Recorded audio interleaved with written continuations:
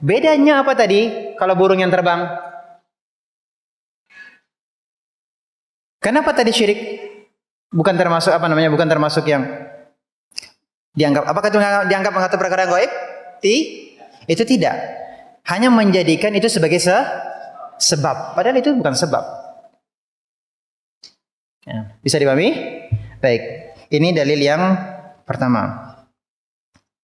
Oh, berarti sihir itu berbeda-beda ya? Sihir itu berbeda-beda, hukumnya juga berbeda-beda ya. Hukum sihir itu bermacam-macam dan masing-masing kita lihat bagaimana hukumnya. Dalil yang kedua. Sebelum kita lanjutkan ini, coba diperhatikan lagi yang tafsiran dari Auf. Iyafah meramal nasib dengan menerbangkan burung. Ya, kalau tarak adalah meramal nasib dengan membuat garis di atas tanah.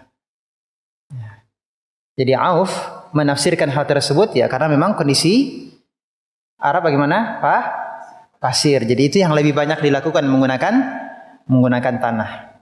Ya. Jadi meramal itu tidak hanya membuat garis-garis juga, tapi dengan apa tadi? Melempar batu, kemudian batunya tadi berserak itu diterawang. Nah itu juga bagian dari ramalan. Nah, kita lanjut untuk dalil yang kedua. Dalil yang kedua. Ibnu Abbas radhiyallahu anhu menuturkan Rasulullah SAW bersabda, "Man iqtabasa syu'batan minan nujum faqad iqtabasa syu'batan minas sihr. Zada ma zada." Barang siapa mempelajari sebagian dari ilmu nujum, ilmu perbintangan, sesungguhnya dia telah mempelajari sebagian ilmu sihir. Yang mempelajari apa? Sebagian dari ilmu nujum, ilmu perbintangan, dia telah mempelajari sebagian ilmu sihir.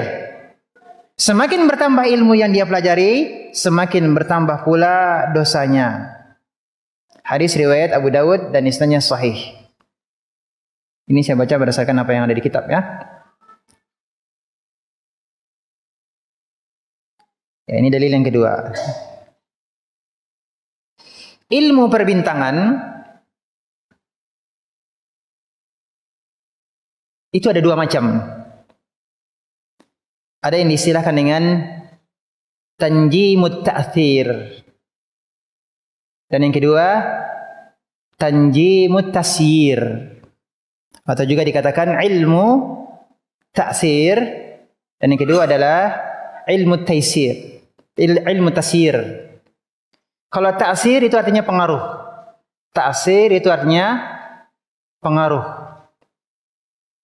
Tapi kalau tasyir itu adalah artinya terkait dengan penunjuk jalan, penunjuk arah.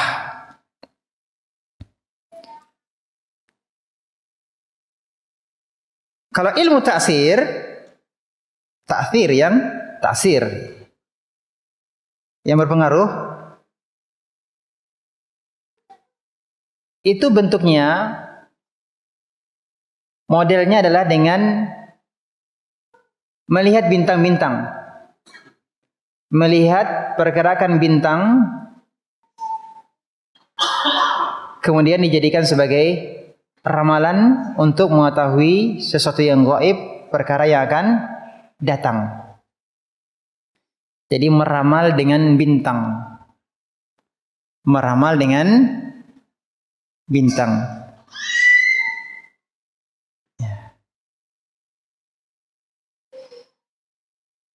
Apa hukumnya? Apa hukumnya? Syirik. Syirik akbar. Syirik, ini syirik akbar. Atau meyakini bahwa bintang-bintang tersebut punya kuasa terhadap kejadian-kejadian di bumi, terhadap peristiwa-peristiwa yang terjadi di bumi. Artinya bahwa bintang-bintang bisa mendatangkan manfaat, bisa mudarat. Ya, bintang-bintang tersebut bisa mendatangkan manfaat, bisa menolak mudarat. Apa hukumnya?